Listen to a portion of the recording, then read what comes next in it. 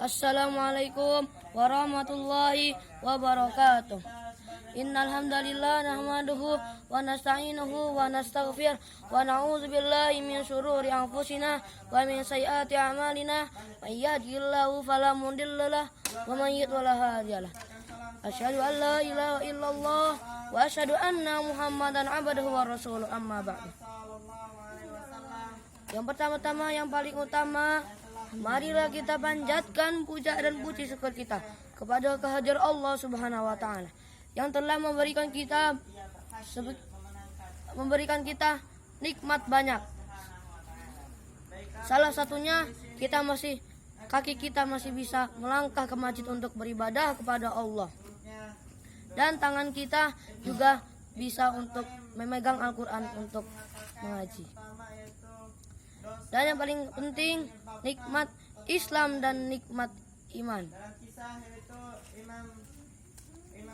Salawat serta salam tak lupa kita sanjung agungkan kepada baginda kita, Nabi akhir kita, panglima perang kita, yakni Nabi Muhammad Sallallahu Alaihi Wasallam, yang kita nantikan syafaatnya di yaumil akhir nanti, dan yang telah membenarkan agama Islam ini.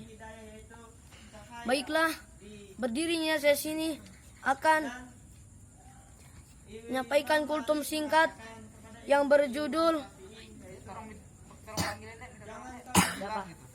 Gilang. Yang berjudul itu tahu mau udah dipanggil. Pengaruh buruk Mang dari mana, Mang? Pengaruh buruk dari mana? Perbuatan dosa. Yang pertama, jika kita melakukan perbuatan dosa, maka ilmu itu akan terhalang masuk ke otak kita. Jadi, jika kita melakukan maksiat, maka ilmu itu susah masuk ke otak kita.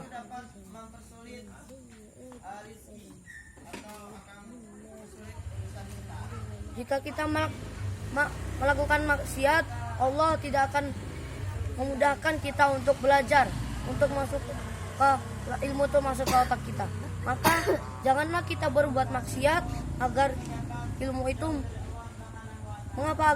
agar ilmu itu mudah masuk ke otak kita. Yang kedua,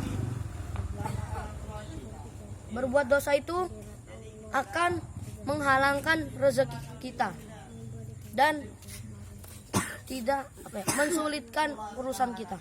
Maka jika kita berbuat dosa, maka rezeki kita itu akan susah gitu loh untuk ke kita. Maka janganlah kita berbuat maksiat. Dan jika kita melakukan maksiat, maka urusan kita tuh dipersulit.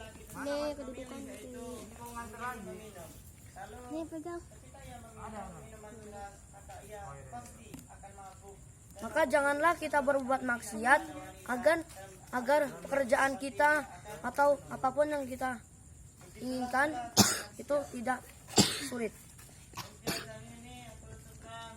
Dan yang ketiga, hati kita jauh dari Allah Subhanahu wa taala.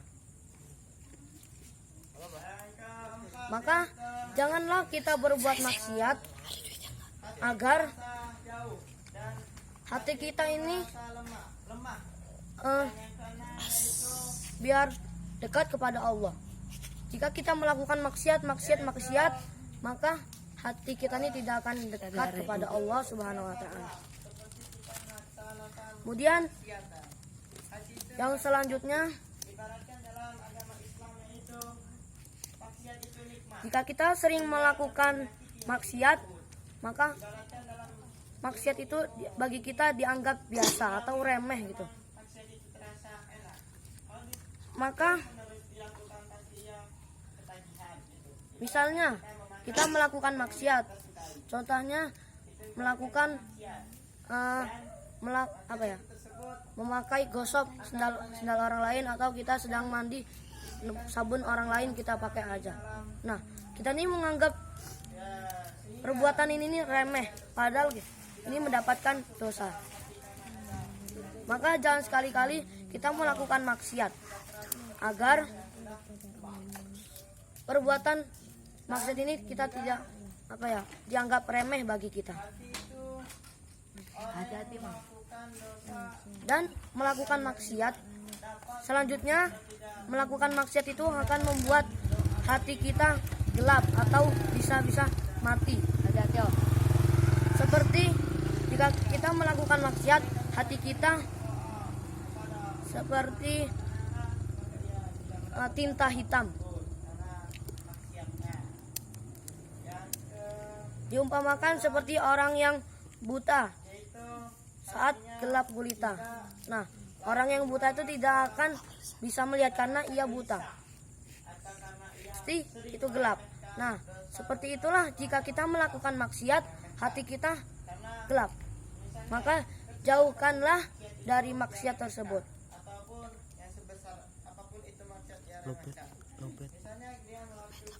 Lobet. Wal akhir, mungkin ini saja yang bisa saya sampaikan. Bila ada